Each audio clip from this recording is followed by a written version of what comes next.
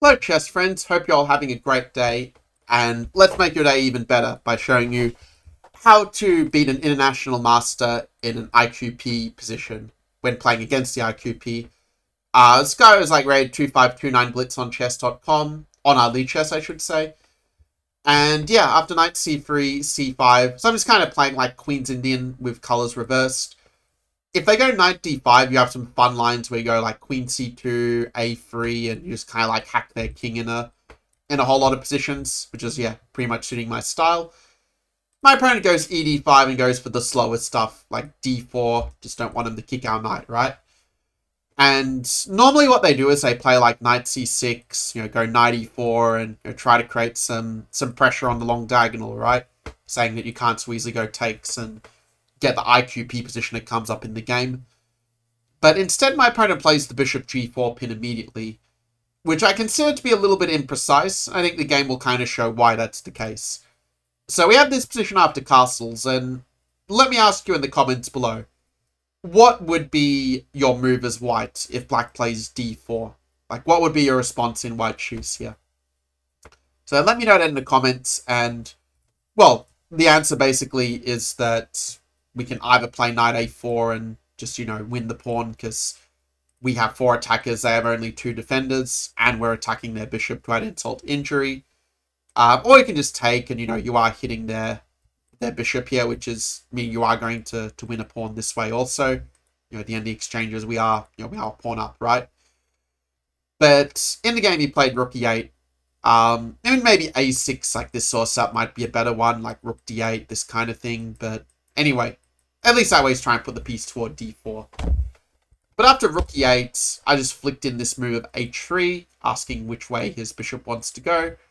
Because if he does go back, I mean, we kind of got a useful h3 luft for the king for the endgame for free. He decided to keep the pin.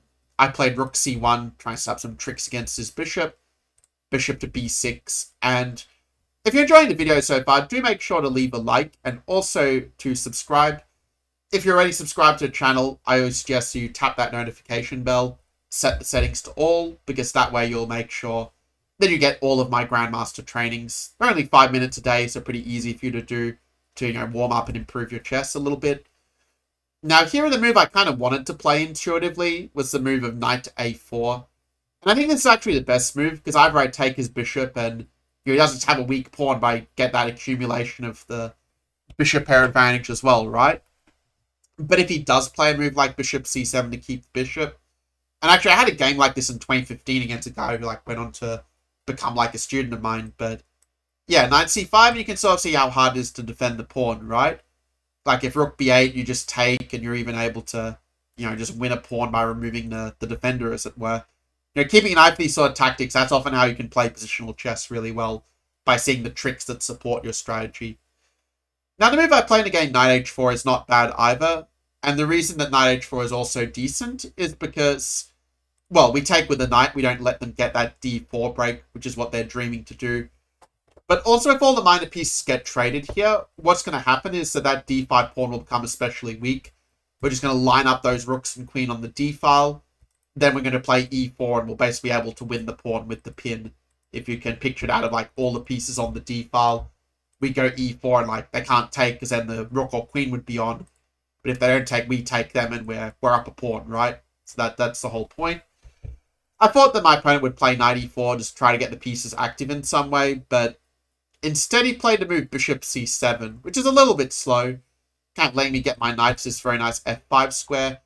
The Kasparov was saying, right, that the knight on f5 is worth a pawn, and it certainly felt like that with the way the game played out. Bishop b8 probably being a little bit passive here. I think he wanted to go queen c7, but when he played it in the game, it just doesn't really work. I just played even the move knight eg3, not even entertaining this whole queen h2 nonsense. And I mean, what does he do here? If he moves his knights, I mean, I'm just going to, take this pawn, or even better, take the pawn on g7 and, just be laughing in a way. If he doesn't move the knight, well, I'll just take it, mess up his pawn structure, and win the pawn on d5. So there's not a lot he can really do here.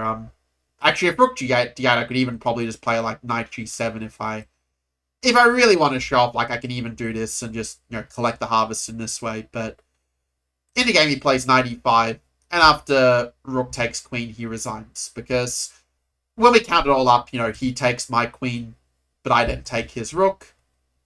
And either he takes me on c8 and I'm just up a piece for nothing.